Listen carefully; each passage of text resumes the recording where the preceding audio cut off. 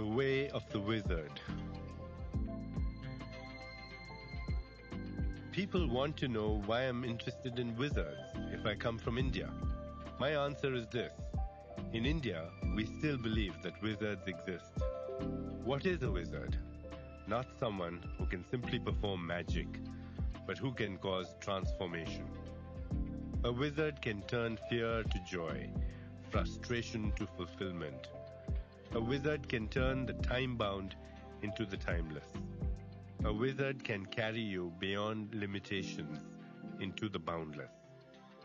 A wizard practices alchemy, turning base metal into gold.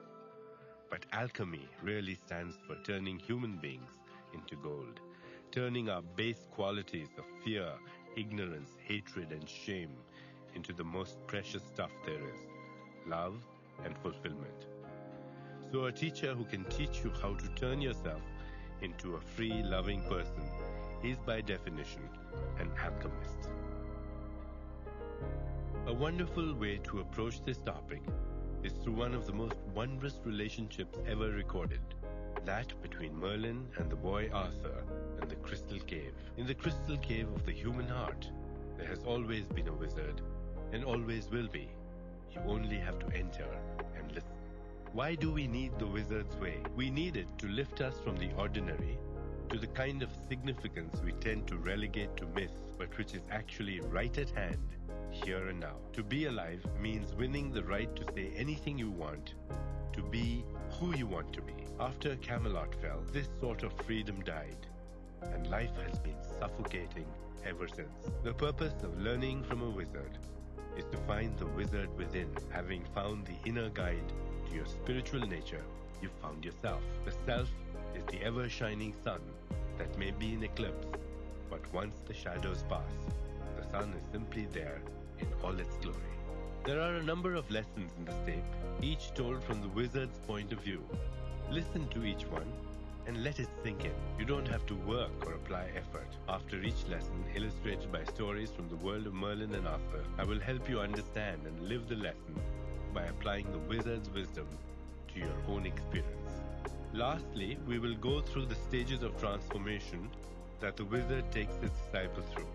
I call these the 7 steps of alchemy, which begin at birth and lead eventually to total transformation. There is a teaching, Merlin said, called the Way of the Wizard.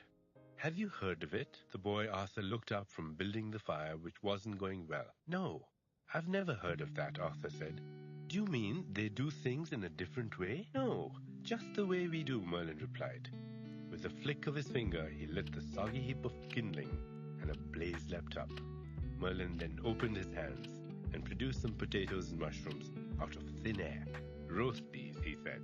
Arthur nodded matter-of-factly. He was about 10.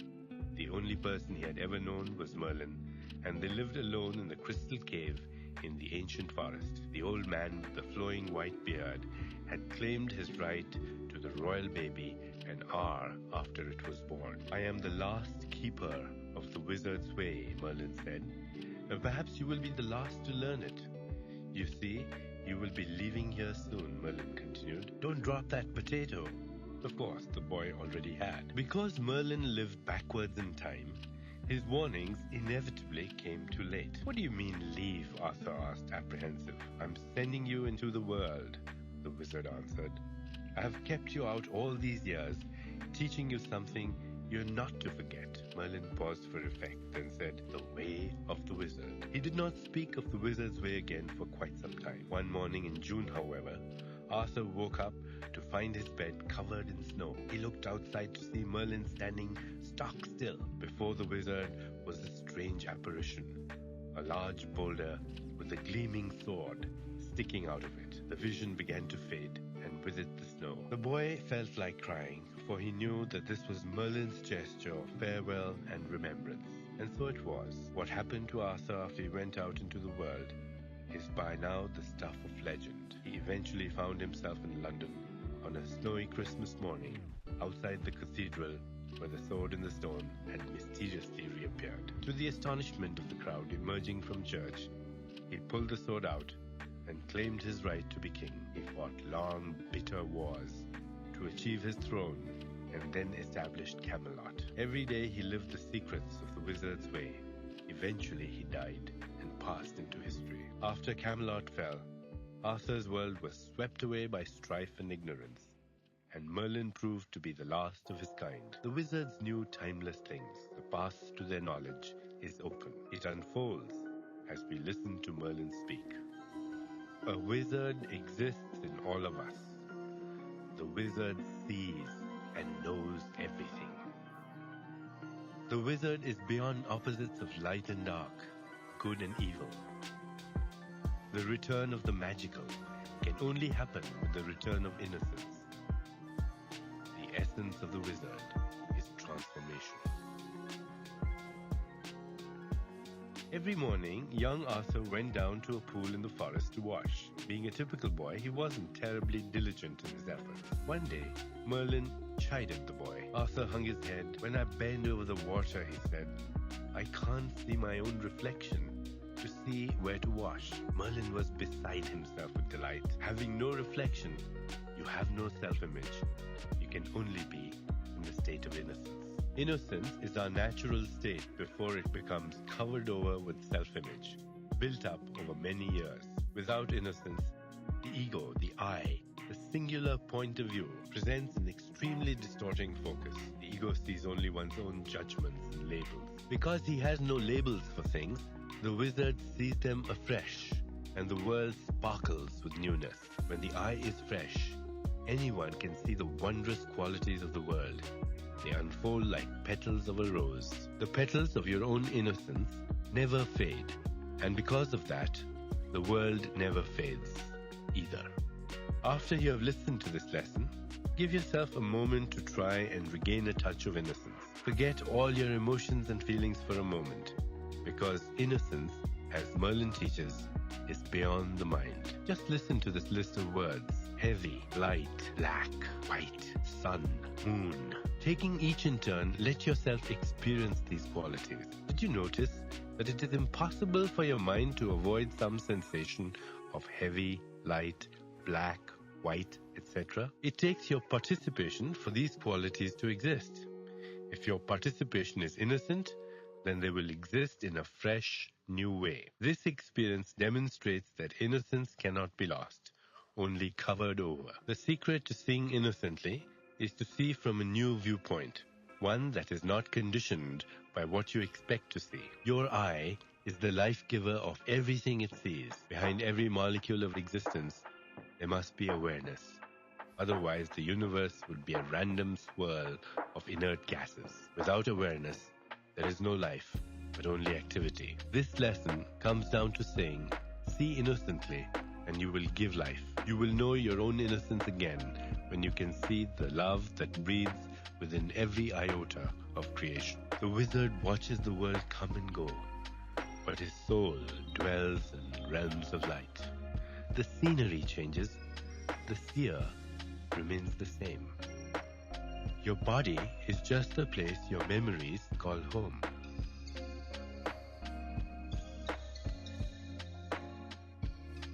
One day Arthur came upon Merlin standing motionless, staring into a pond. The boy asked what he was looking at. "I was watching a dragonfly," replied Merlin, but then forgot whether I was dreaming of this dragonfly or whether it was dreaming of me. "Isn't the answer obvious?" Arthur asked. Merlin frowned. "You think your dreams exist inside your mind, but I find myself everywhere, so who knows which part of me is dreaming another part?" The wizard inside each of us could also be called the witness. It remains awake and aware, whether you're waking, dreaming, or asleep. Energy and information are basic to anything we can see, hear, or touch in the relative world. Yet in their primordial state, these ingredients are formless. It takes another force to organize the wondrous order of life: intelligence. Intelligence is the glue of the universe. The wizard knows that he is that intelligence. So it isn't necessary for the wizard to be awake to see.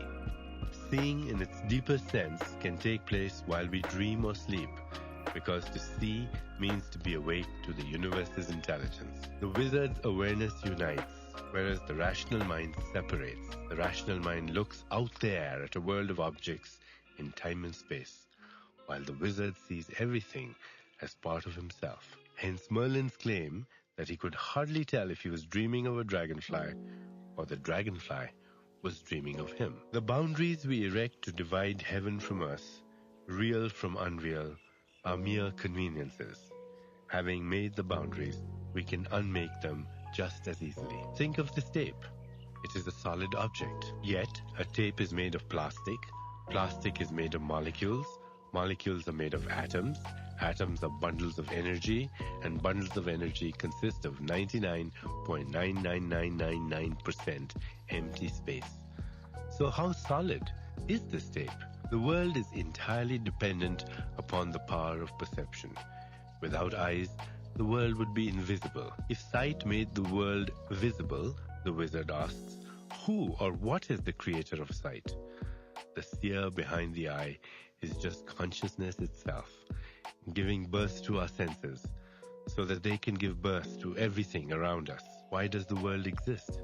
Because one vast consciousness wanted to write the code of life and unfold its strands across the page of time. It is no wonder that a wizard cannot tell where his own body ends and the world begins. Who am I? Is the only question worth asking, and the only one never answered. It is your destiny to play an infinity of roles, but these roles are not yourself. The spirit is non-local, but it leaves a fingerprint behind, which we call the body. A wizard does not believe himself to be a local event dreaming of a larger world. A wizard is a world dreaming of local events.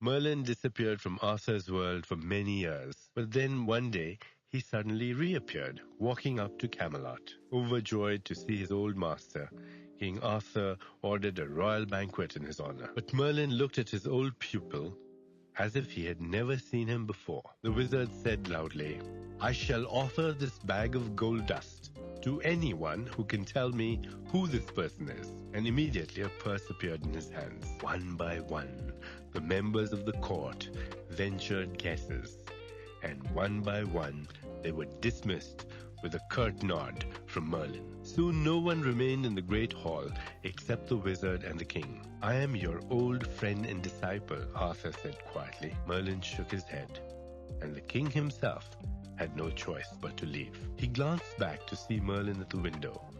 The wizard flung the gold dust into the air. "Why did you do that?" Arthur called out. "I had to," Merlin replied. "The wind told me who you are." "But it didn't say anything," Arthur protested. The wizard smiled. "Exactly. Wizards and their kind have often been content to remain nameless and placeless. They see themselves as citizens of the cosmos. Therefore, any localized place where they can be found is irrelevant. The wizard sees his body as a wisp of consciousness taking shape in the world. No boundaries restrict him, yet mortals could not exist without boundaries. Their bodies define where they are. Merlin felt it was impossible to see the truth of the human body, that it is a river of awareness flowing through time, because so much weight of the past had accumulated on it. To experience this lesson, you need to forget your name for a while. Escaping name and form means finding out who you really are. The experience of being entirely free of roles is actually quite simple. When you wake up in the morning, there is an instant where you exist without thought. You're just yourself, in a simple state of awareness. Our habit is to identify with the thinking process, but in reality, you are not what you are thinking. As you listen to these words, turn your attention to the one who is listening. You immediately sense an awareness that is alert, uninvolved, yet intensely alive. You have interrupted the act of observation to catch a glimpse of the observer. This seer is the timeless factor in every time-bound experience. And this seer is you. Before you jump out of bed tomorrow, see if you can catch the fleeting hint of being before the mind starts chattering. The still, silent state is the castle whose walls no army will ever scale. Wizards don't believe in death. In the light of awareness, everything is alive. There are no beginnings or endings. To the wizard, these are only mental constructs. To be most fully alive, you have to be dead to the past. Molecules dissolve and pass away, but consciousness survives the death of the matter on which it rides.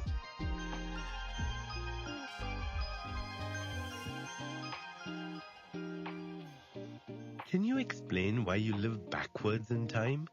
The boy Arthur once asked. Because I choose to. It has many advantages, Merlin answered. I don't see any, Arthur persisted. Merlin took his pupil outside and ordered him to dig a trench. Arthur fell to, and after some time finished, sweating and panting. Then the old wizard told him to fill it in again. Grimly, Arthur obeyed. Now, said Merlin, what did you think of that? It was pointless, Arthur blurted out. Exactly. And so is most human effort. If you lived backwards in time, you would have seen ditch digging as pointless and not begun in the first place. The legends claiming that Merlin lived backwards in time were a simplification. Living backwards in time actually meant defying the natural cycle of birth and death. One must understand time as the wizard experiences it. You mortals took your name from death, Merlin said one evening in the crystal cave. We didn't choose death, Arthur protested. It was thrust upon us. No, you are simply used to it. Throw off this worn-out habit, and you will no longer be trapped in the net of time. How does one do that? Arthur asked. Go back to the source of your habit, Merlin said. Find the flaw in your logic and pluck it out. It is all very simple. The false logic is our identification with the body. Human bodies are born, grow old, and die. We fall under the spell of mortality and have no choice but to embrace death. To break the spell requires a shift of identity from the time-bound to the timeless. This is the real meaning behind the tale that Merlin lived backwards in time.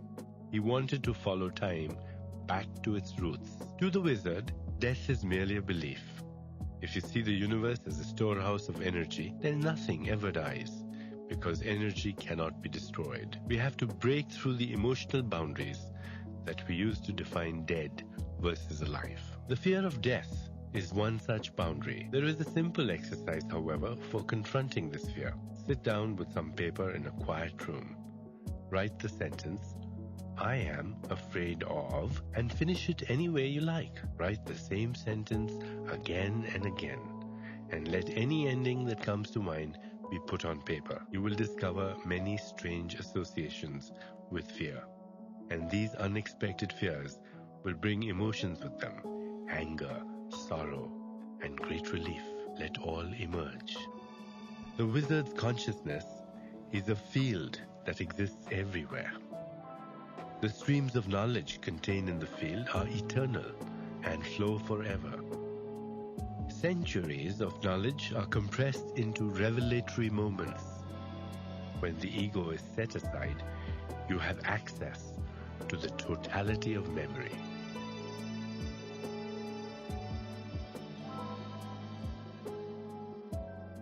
One evening, Arthur woke up abruptly, shivering. I was having a bad dream, Arthur mumbled. I was the last person left on Earth. You are the last person on Earth, Merlin said. You are the only person on Earth, so you are the last. Arthur looked distressed. Merlin smiled. Come with me. He led Arthur out into the darkness and pointed up to the sky. How far away is that star? Merlin asked. Farther than I can measure, Arthur replied. Merlin shook his head. It is no distance at all. Beams of light flow continuously from there to here. Therefore, there is no separation between you and that star. You are both part of the same seamless field of light, Arthur protested. But I can't pluck it from the sky. Merlin shrugged. Separation is only an illusion. We are all immersed in one unending field of light. which is awareness. He yawned. Before you go back to bed, will you please hang that thing up again? Arthur looked down in surprise to see the star at his feet.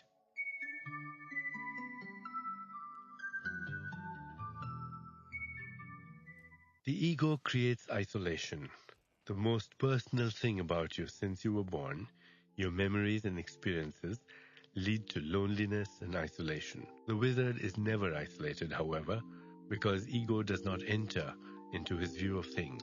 Setting ego aside means setting memory aside. When that is done, people are no longer isolated. The individual mind narrows our awareness down. In the wizard's world, everyone shares the same universal consciousness. We fragment the world by the personal way we view it, experience it, and remember it, creating shells of isolation that no one else can penetrate, not fully. Because it is completely relative, your viewpoint cannot be called real. Reality doesn't depend on a viewpoint, it simply is. The real is the habitat of the wizard. You have to look beyond the curtain of memory to begin to discover the true fabric of reality. Power is a double-edged sword. Ego power seeks to control and dominate. The wizard's power is the power of love. The seat of power is the inner self. The ego follows us like a dark shadow. Its power is intoxicating and addicting, but ultimately destructive. The eternal clash of power ends in unity.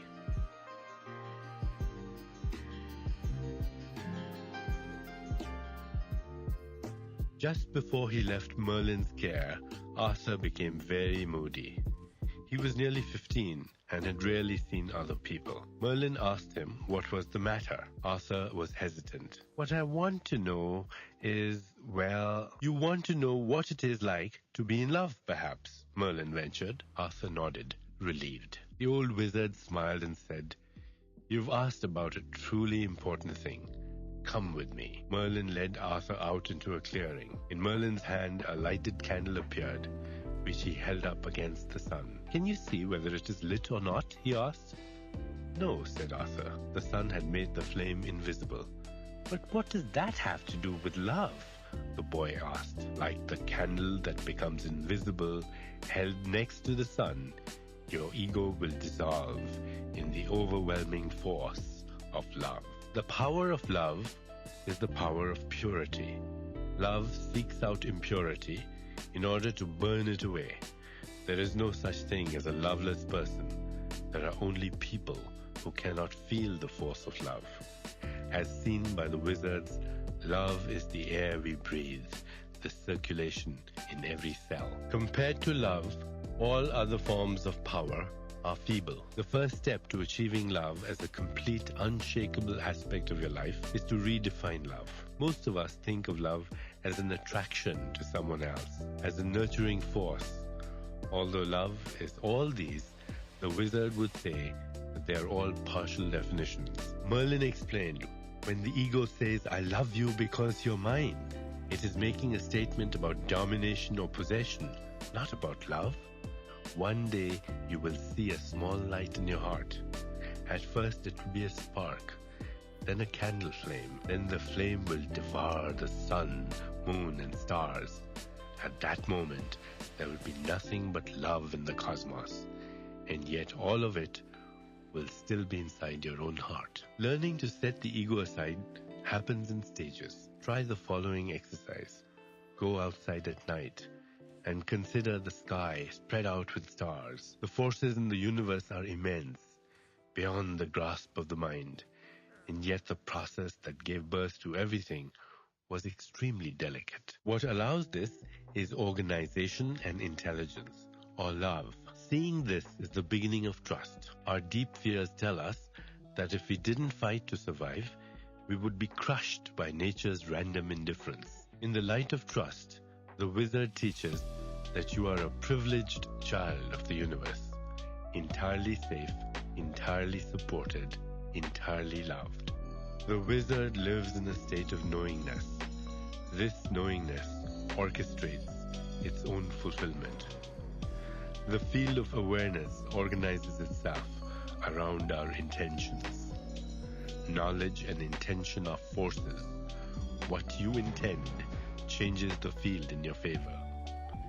Intentions compressed into words enfold magical power. The wizard does not try to solve the mystery of life. He's here to live it. After he left Merlin's tutelage, Arthur was often besieged by people who wanted to know what spells and incantations Merlin had taught him. Merlin taught me about words, Arthur would tell them. He said that words have power. When I was an infant, I remember Merlin saying, eat. When I was a little older, he said, walk. And if I stayed up too late, he said, sleep. As far as I can tell, I've been eating, walking, and sleeping ever since. So those must have been potent spells, don't you agree? No one did.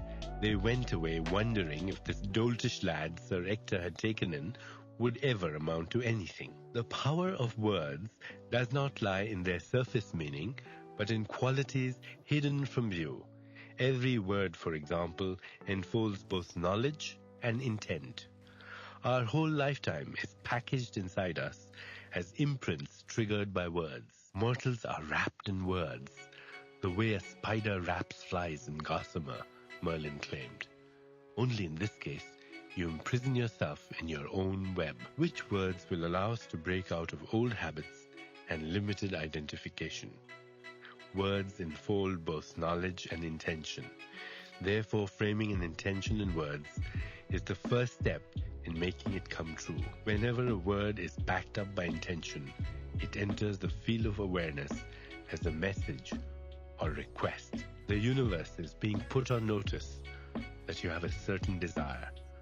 Nothing more is required to make desires come true than this. Your every intention leads to some result, yet the desires we send into the universal field are random or repetitive or obsessive, all of which is a waste of energy. Imagine that your mind is a radio transmitter bombarding the field with mixed messages. The things we want to accomplish, we also have doubts about. The person we want to turn into is also someone we aren't quite sure about. I wish I could sweep out your brain, Merlin once grumbled to Arthur. Those old, repetitive conflicts will not disappear until you change. The first step toward change is recognition. Recognize that you have had at least a few wishes come true. Unexpectedly, people have called on the phone just when you needed to talk to them. Help has come from unseen quarters. This happens more frequently than we realize. We just overlook results that are too subtle or don't immediately fit our goal. When you have an intention and send it into the universal awareness, you're actually talking to yourself in another form. Truly, you have three aspects: sender, receiver, and medium. This threefold state is known as unity. The second step is to learn how to fulfill your intentions. Get the ego with all its expectations and anticipations to step aside. Release your intention into the field of the timeless. The more expanded your awareness, the clearer will be the signal you're sending. When all these steps come together, the effortless flow toward an outcome will not be impeded or obstructed by anxieties and attachments of the fearful ego. Getting to the point that all your heartfelt wishes come true is what God wants for each person. It is our natural state as creators of our own reality. We each have a shadow self that is part of our total reality. The shadow is not here to hurt you, but to point out where you are incomplete. When the shadow is embraced, it can be healed. When it is healed, it turns into love. When you can live with all your opposite qualities, you will be living your total self as the wizard.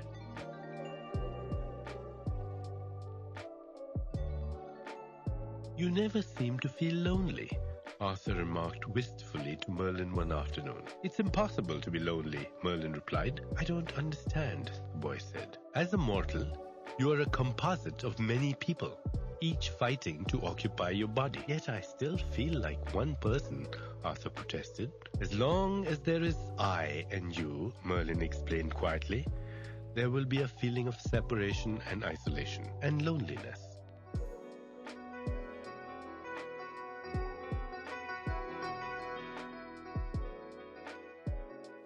When you look closely inside yourself, you will find that there are many personalities competing for the use of your body. There are the roles you identify with: child, parent, male, female. Each of these has staked a claim inside you. And these personalities are usually in conflict. Into the secret caverns of the psyche, we shove as much doubt, shame, guilt, and fear as we can. All the inner conflicts create a shadow self. And so the shadow self is born, the repository of the negative aspects of our personalities. Ending the war inside yourself means bringing the conflict among all your personalities to an end. The shadow self can be relieved of its burden of held energies from the past and thus create a condition for inner peace. But you can't begin to resolve these inner tensions until you know what your inner personalities are made of. Personalities are always made of the same thing: some old energy attached to a memory. An incident which caused you resentment or embarrassment, for instance, will live on in your memory until the negative energy is released.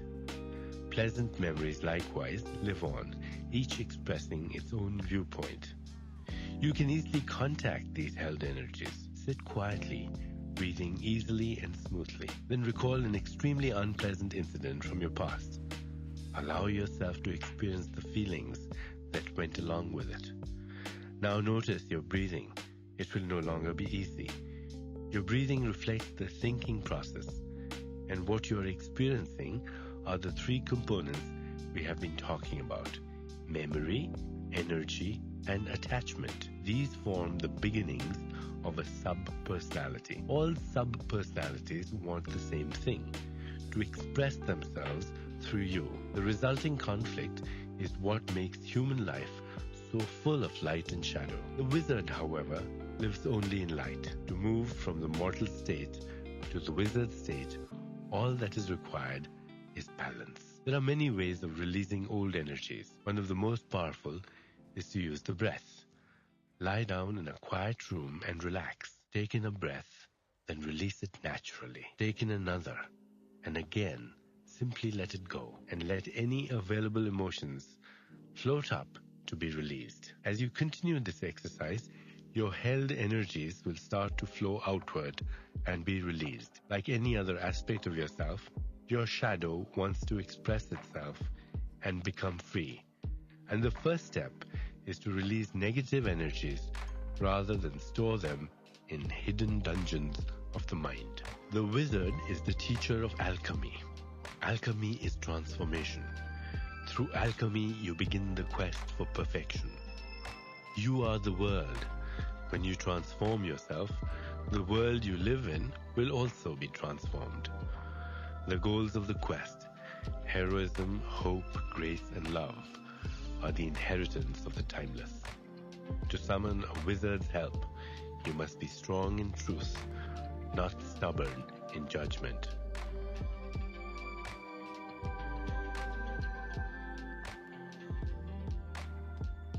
After the boy Arthur left Merlin's woods, he lived with old Sir Ector and his son Kay. One day he was sitting staring at a battered water pitcher made of lead when Kay happened to come across him. "What are you doing?" Kay asked. "Alchemy," Arthur replied. Kay's eyes grew wide. "We'll be rich," he said. "Show me." Arthur nodded and began to stare at the lead pitcher. Kay waited impatiently, but 15 minutes later, the pitcher was unchanged. "I think you're a fraud," Kay said. "That pitcher is still made of lead." Arthur looked unruffled. "Well, of course, it's just a reminder. I'm the one who's trying to turn to gold." Alchemy is the art of transformation. As taught by the wizards, the secrets of alchemy exist to transform mortals from a state of suffering and ignorance to a state of enlightenment and bliss.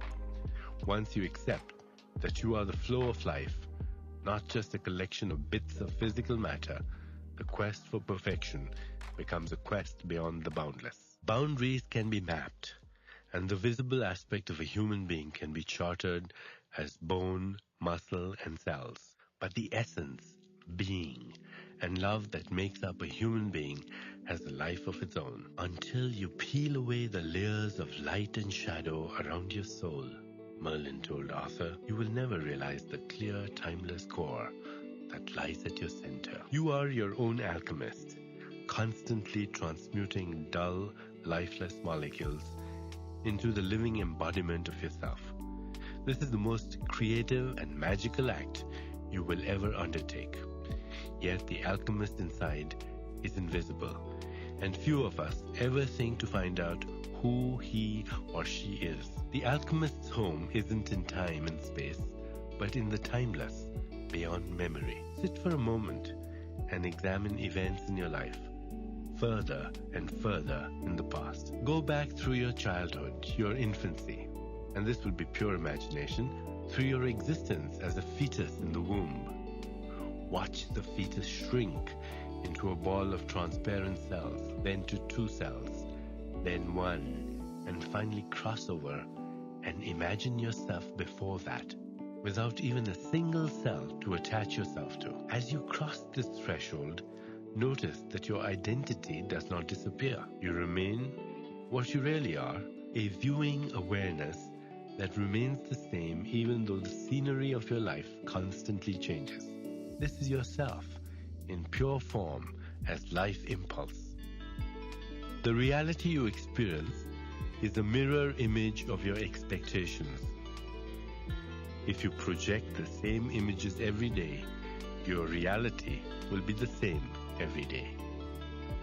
When attention is perfect, it creates order and clarity out of chaos and confusion.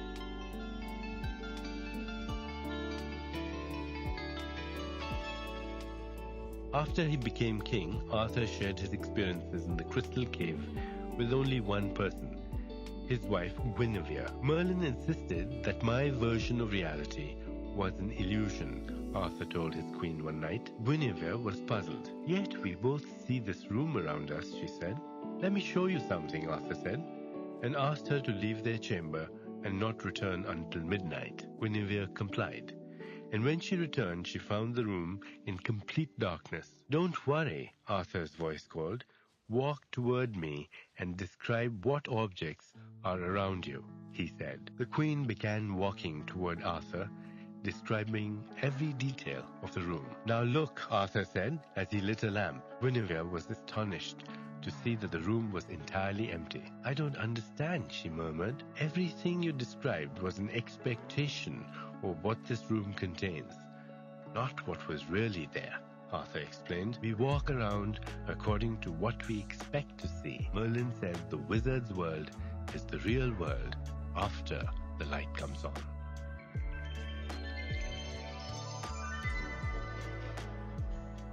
The wizard has completely freed himself from the known. The ego is more comfortable with boundaries. Our minds generate the same images day after day, and the ego takes them to be real. These are only real in one state of consciousness, the waking state. In a dream, random firings of brain cells give rise to fleeting images. There is no proof that being awake is any different. Real mountains and fields and clouds have no testable reality outside the images that fire in your brain. Chance meetings, unexpected coincidences, premonitions that come true, all of these are shapes reality can take as it coaxes us out of our self-made prisons. If you could forget everything and anticipate nothing, you would automatically find yourself piercing the boundaries that shield you from the perception of a higher reality. You can get a taste of the unknown through a simple experiment. Blindfold yourself and sit down. Now ask a friend to put 3 foods in front of you. Take a taste of each. You will taste something new, an unexpected texture, a nuance of taste, a faint aroma that you had forgotten was there. This is the power of uncertainty. Things you think you are certain of actually have new qualities to unfold. Opening the way to uncertainty is hard for the ego to accept. Yet it is the only way to pass into the wizard's world. Wizards do not grieve over loss, because the only thing that can be lost is the unreal. Lose everything, and the real will still remain. In the rubble of devastation and disaster are buried hidden treasures. When you look in the ashes, look well.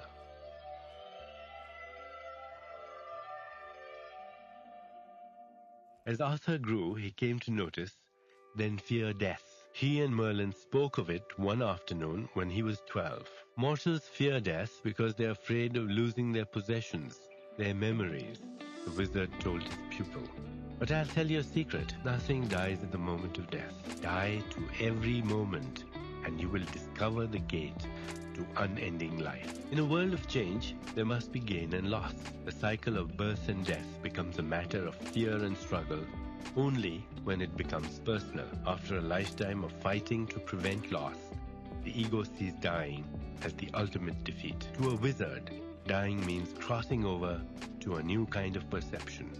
Why do you think life and death can't coexist? The wizard admonished Arthur. Discovering a state of timeless knowing is what death opens up. If you're fortunate to make the discovery early, before dropping your body, so much the better. There is a pattern of gain and loss that runs throughout your own life. Moving from childhood to adolescence is the loss from one perspective and a gain from another. Getting married represents the loss of single life and the gain of a partner. However, the ego gets attached to certain energy forms that it doesn't want to see dissolved. A lump of money, a house, or a relationship. The ego's struggle to preserve the familiar is in opposition to life because it seeks to impose artificial life. When you can begin to see the seeds of opportunity in the ashes of disaster, then trust in the universe is beginning to grow. To the extent you know love, you become love. Love is more than an emotion. It is a force of nature and therefore must contain truth. When you say the word love, you may catch the feeling, but the essence cannot be spoken. The purest love lies where it is least expected, in unattachment.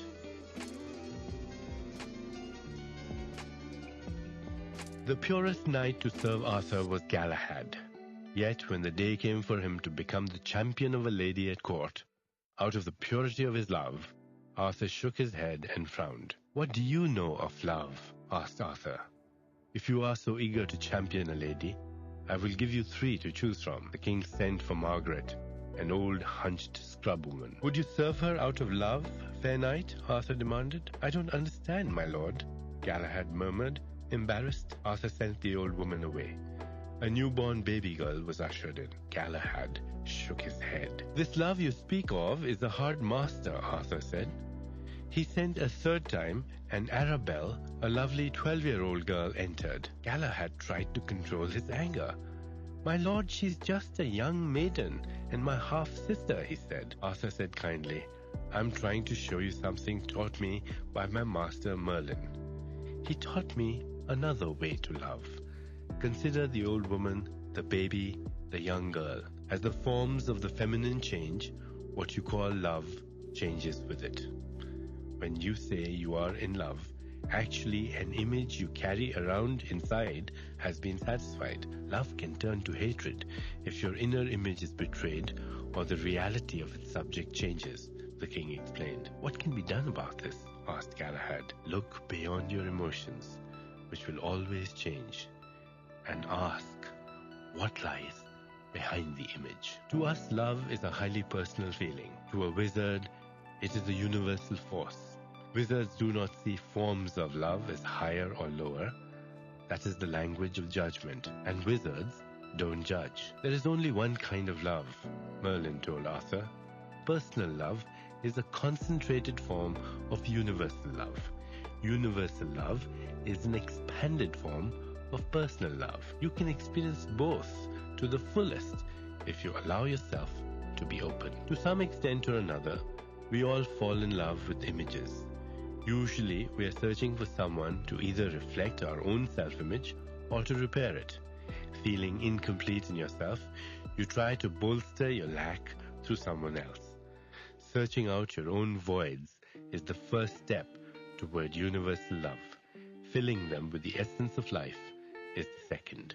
If you honestly look at your past, you will always find a mixed bag. Some experiences may have aroused love of self or others.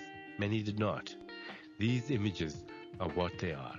Accept them and move to a higher sense of self, which is unconnected with memory. This is the region of love, the region of yourself entered through meditation. You can get a sense of what it is like to go beyond images through the following exercise.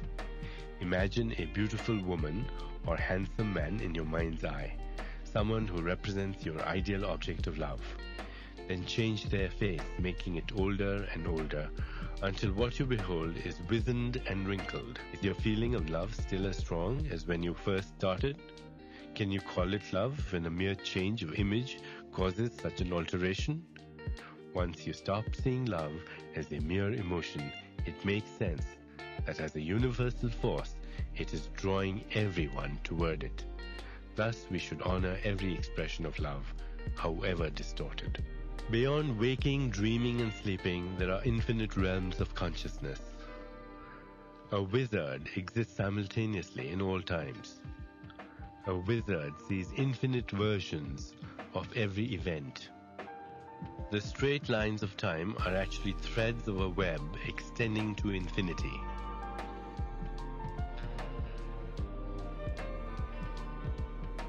Merlin's robe was embroidered with moons and stars, and the boy Arthur was curious why that was so. "Let me show you," Merlin offered. He took Arthur and sat him on a hilltop. "Now tell me the furthest thing you can see." "I see the forest extending for miles until it reaches the horizon. That's as far as I can see," said Arthur. "And what is further than that?" Merlin asked. "The stars and then empty space extending to infinity." "Very good," the wizard said. "And if we were in our crystal cave," he questioned. "Well, outside it would be the forest, the horizon, the sky, sun, stars, and empty space." "Then mark well," Merlin said clearly, "no matter where you go, the same infinity extends in all directions. You are thus the center of the universe, no matter where you go. Knowing this, you would wear moons and stars too." A wizard believes in a present that is eternal. He sees that all events occur simultaneously, and every place is the same point surrounded by infinity. To make use of infinity, you must retrain your mental conception of time and space. "You mortals believe that the past creates the present and the present the future," Merlin chided the boy. "Imagine a perfect future. See yourself in that future." At this very moment, Arthur suddenly had a vision of Camelot in all its glory. "Now take the memory of that future and bring it here into the present. Shed the burden of the past and let your vision of a realized future guide you." He smiled at the boy. "You're living backwards in time, just as a wizard does, living tomorrow's dream today." "And you have changed the past then, by no longer letting it influence your actions in the present?" said Arthur. "Exactly," the wizard nodded proudly. "There is truly only the eternal now, ever renewing itself. Change the past completely by seeing it as unreal, a phantom of the mind. You can seize control of your life and live the highest ideals now. Living them now is how they will be achieved. Time is an eternity extending in both directions, no matter what moment you choose as your beginning. Our linear sense of time is nature's way of letting us fulfill our desires one at a time, which is after all the most enjoyable way. What creates the illusion of past, present, and future is just the focus of your attention. When you can use this power consciously and suspend the linear conception of time, you will be a wizard. Seekers are never lost, because spirit is always beckoning to them. Seekers are offered clues all the time from the world of the spirit. Ordinary people call these clues coincidences. To a wizard, there are no coincidences. Every event exists to expose another layer of the soul. Spirit wants to meet you. To accept its invitation, you must be undefended. When you seek, begin in your heart. The cave of the heart is the home of truth.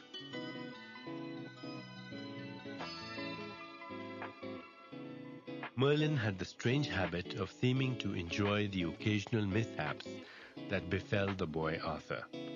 If Arthur came home to the cave with cuts and bruises, or having narrowly escaped an accident, the wizard would murmur, "Good," and nod approvingly. "How can you be happy when I'm hurt?" Arthur cried one afternoon after such an exchange. "Whenever something bad happens to me, you seem pleased." "I was rejoicing at your escape," Merlin said kindly. "If you only knew it, these accidents of yours could have been much worse. You're learning to save yourself. There are no accidents, despite what you mortals believe. Be sure that everything that befalls you, good or bad, is the result of some action in the past, however distant." The wizard shook his head. "If you look, you will see that a disguised clue to your true spirit is present in every coincidence. It is up to you to heed them and interpret them."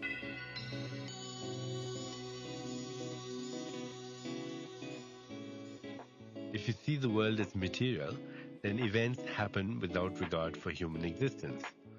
On the other hand, if you see that spirit is the primary force in the universe, then nature's seeming indifference may be a mask or contain a hidden message. The messages remain disguised so long as our perception is clouded. Seekers are those who try to resolve the seeming paradox of God's indifference and God's love. From hurt or failure, one can seize the deepest truth.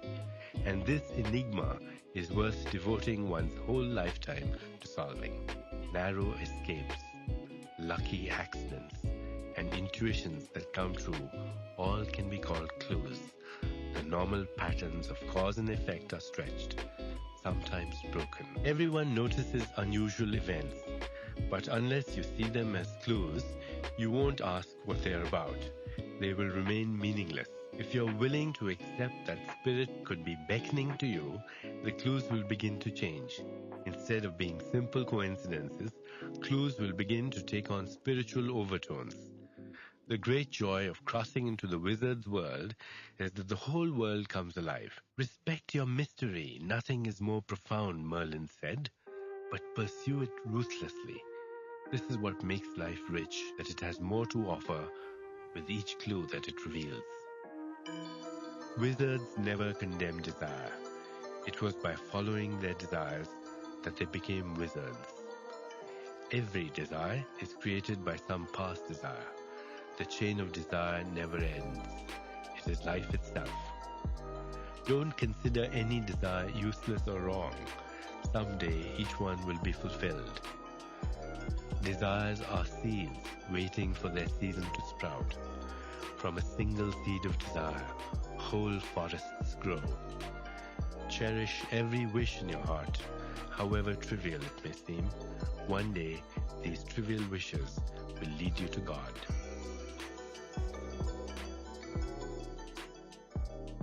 It was a miraculous Christmas day when Arthur pulled the sword from the stone. "Where is Merlin?" the surprised young man thought, certain that the wizard had accomplished the feat with magic. But Merlin did not show his face. Late that night, Arthur sat up restless. "I need you, master," he prayed.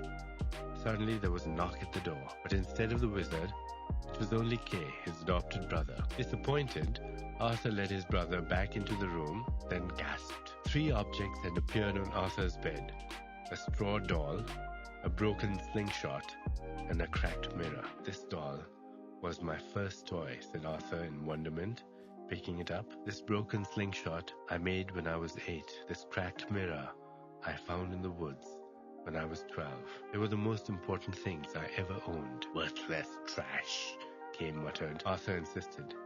No. Now I know Merlin has guided me all along. You see, Kay, when I was 2, I only wanted toys. When I was 8, I wanted only to hunt sparrows. And when I was 12, I only wanted to look in a mirror to see if girls would find me ugly or handsome. All these things I have put behind me, and yet each one was a stepping stone to this very moment. Now I see, one day so shall I put away the crown, although it is my sole wish and destiny today. Desires never end, no matter how many wishes come true.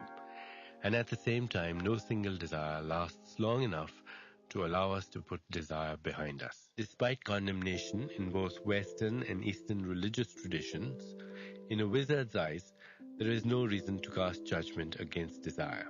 Seen for what it really is, desire expresses your ultimate need to rejoin perfection, he told Arthur. There is no quicker way to God than your own wishes and needs. The problem is not with desire, but with what happens when your desires are blocked or frustrated. Then the struggle and judgment begins. Without desire, you couldn't grow. Imagine yourself as a child who never wanted to go beyond playing with toys all its life.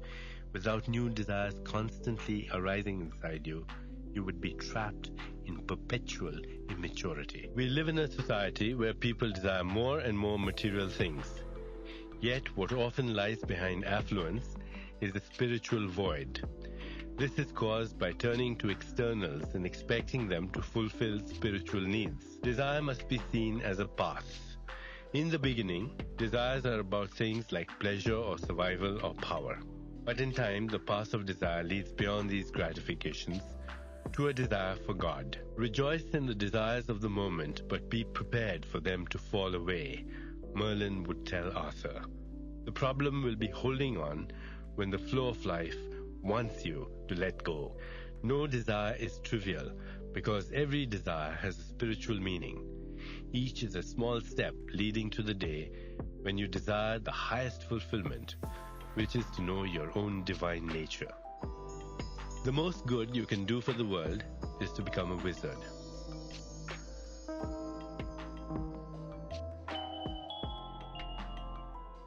It was the last day they would spend together. The boy Arthur stood by the side of the road, gazing back at the thick patch of wood